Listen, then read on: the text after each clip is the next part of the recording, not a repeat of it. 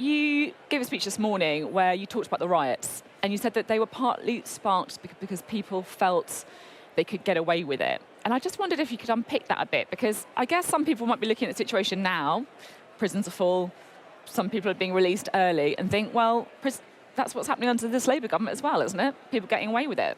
Well, we've certainly inherited this crisis in the prison system, which I think is actually one of the things I feel most angry about, of all of the many things where we've seen the Conservatives do really huge damage over the last 14 years, to reach a point where they just didn't build the prisons that we needed. They just didn't take the action to make sure you don't have these such long court delays that you have huge numbers of remand prisoners in prison, adding to the difficulties. So they never got a grip of it. That does mean that we've had to take difficult decisions in order to turn that round. But I think we've also got to be clear that we need the strong working between policing, the criminal justice systems, across the courts.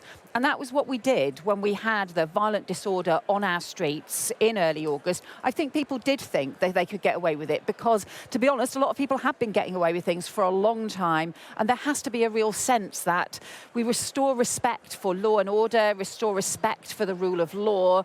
That was part of what we were doing in August in response to what went wrong. You know, you're talking about the inheritance that you've got, that you feel angry about, and I'm sure lots of people will, appreciate what you're saying there, whether it's prisons, whether it's police, other things as well.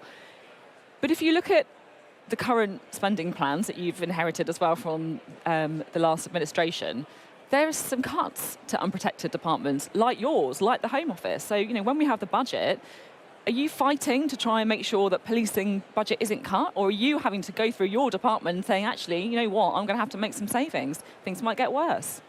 Well, one of the things that we've been doing in the Home Office is actually identifying the savings that we should be making from clearing the asylum backlog, from dealing with the huge overspend, the billions of pounds that were being spent. We've already saved substantial sums, for example, from the failing Rwanda scheme, where they were spending £700 million to send 4 volunteers to Rwanda. So we are identifying savings there. It's right that your department could see a reduction in spending. Well, it's not for me to preempt the spending review, but what we're doing is making sure that we can save money on really things where I think the Conservatives had failed, but then also make sure that we're investing to make sure we can get the 13,000 neighbourhood police and PCSOs on the streets that we set out as part of our manifesto. Can you rule out at least cuts to the police budget?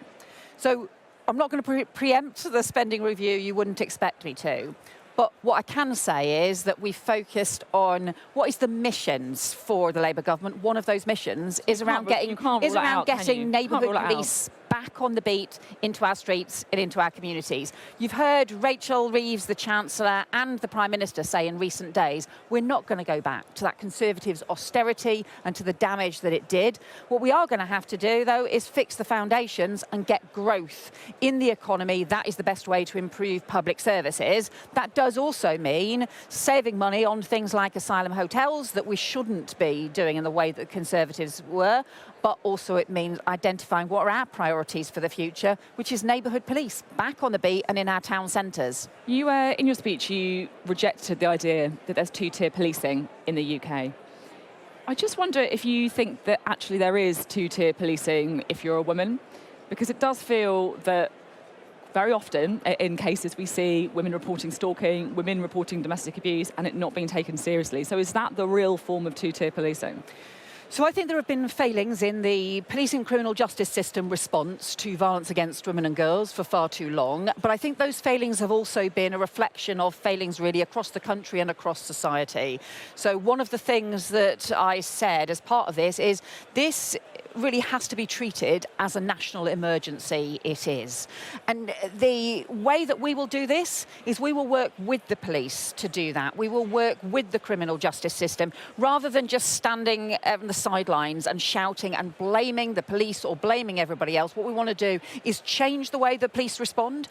For example, putting domestic abuse experts into 999 control rooms so that they actually properly get the response when there are domestic abuse calls. You do need to blame the police sometimes, though, don't you? Right? So we need to hold them to account, and we need to make sure that there are high standards in place. So one of the things, if we need to make sure we raise confidence in policing and the criminal justice system and change the way that policing responds to domestic abuse and other violence against women and girls. We're going to have to raise standards. We're going to have to hold the police to account to that, but we're going to have to work with them in order to do that. And that's what I think people want to see from across the country. They want to see those higher standards. They want to see changes. And when I've told the story of when Rani Mauda and her mother were killed, they'd called 999 4 times the night that she was killed by her ex-partner, and the police didn't come. I mean, that is just a terrible, appalling way that family was so badly let down. So that's why what we want to do now is to change the law, to work with the police to set up a new Centre for Public Protection, which will set higher standards and also go after perpetrators for these dangerous crimes across the country. You were here in 1997, right? It's a long time ago. It does feel like a long time ago. This feels like a very different conference now that Labour is in government. But I guess it feels slightly muted. It doesn't really feel like a celebratory conference despite your election win. Do you think the atmosphere is different than it was in 97? So I found, going around talking to people at a conference, there a real sense of optimism and of determination.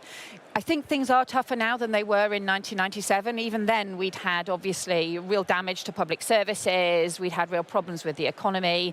But I think it's become more challenging now. When I look at the sort of scale of the damage this time, the depth of the impact on our public services. Well, though, don't you? So you're right. You're kind of hammering the public with a kind of doom and gloom. Where's the light at the end of the tunnel? And that's why I think we were setting out setting out today, is here are the things that we can do. I mean, I talked about Spello Library, which had this arson attack during the violent disorder and the riots, and yet they've managed to rebuild already and refresh and renew. I think it's that same sense. We are fixing the foundations, but actually this is about building better public services. It's about reforming police, criminal justice system to tackle violence against women and girls in a way that we never did. Under the last Labour government, the last Conservative government, no government has ever tried to do what we're going to do. Okay. It is ambitious, but I think we can do it. Thank you very much indeed, Yvette Cooper, Home Secretary.